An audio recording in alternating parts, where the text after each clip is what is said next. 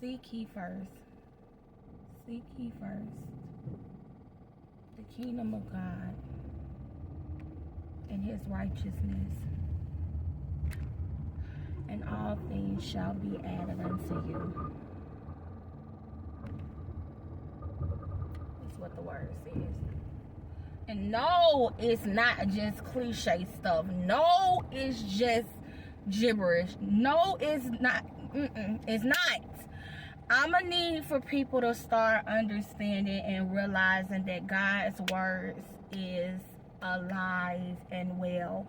It has volumes. It has meaning to it. If you take it and you apply it in your day-to-day life, it will change your whole life. If you let it. So oftentimes we as humans walk around here thinking we got this whole thing called life down packed. Like we can do everything possible in our own strength. Like we can walk around here and we can dictate ordering ourselves, and then we get it wrong, then we get mad, then we get bitter, then we act like people ain't helping us. And God said, I am a present help. If you stop relying on humans, fellow humans, to do what only I said that I can do for you, you will be able to have the life that I intended for you to be able to have. And we go on putting them last instead of first. And then wonder why you keep coming in last place instead of first. You really do reap what you sow. If you gonna put God last, you gotta expect to be last in all that you do. When you go to a store and you buy something that requires an instruction manual to put it together, the average person, if I'm being completely honest, I ain't even gonna hold you, the average person walks around, right? And they will literally sit that instruction manual to the side and then try to figure out how to do things, how to put whatever they done purchased together by themselves, right? And then they mess around and have the audacity to do it wrong.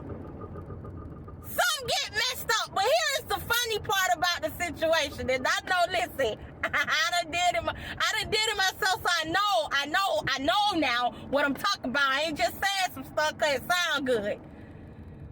It seems as though whatever you're putting together, it'll start off like, yeah, I know what I'm doing. I don't need that paper. I know what I'm doing. Yeah. And then what once appeared to be put together correctly, it starts to not look like how it's supposed to look.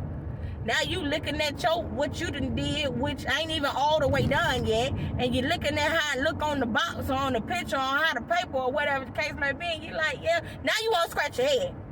Now, don't you dare miss this part. In the moment where you realize you done got it wrong, now you gotta pause. You gotta stop working. You gotta go all the way back to square one to figure out what you did wrong. Now watch this. It is at that moment where you realize, I gotta get this paper. I gotta get this instruction manual. I gotta get the instructions so I can figure out where I went wrong, what I did. Do you know that that's time? That's time you can't get back. Now you gotta undo, unscrew, unbolt, take a loose, tear apart, dismantle. You gotta take off. You gotta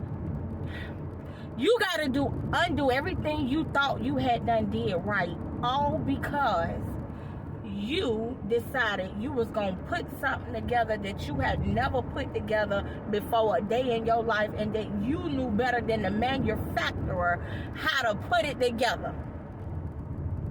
This is what life looks like when you're trying to do life without God.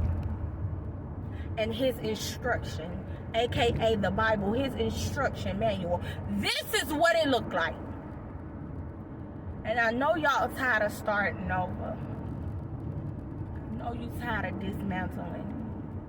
I know you tired of taking stuff apart just to put it back together again. So baby, listen, just like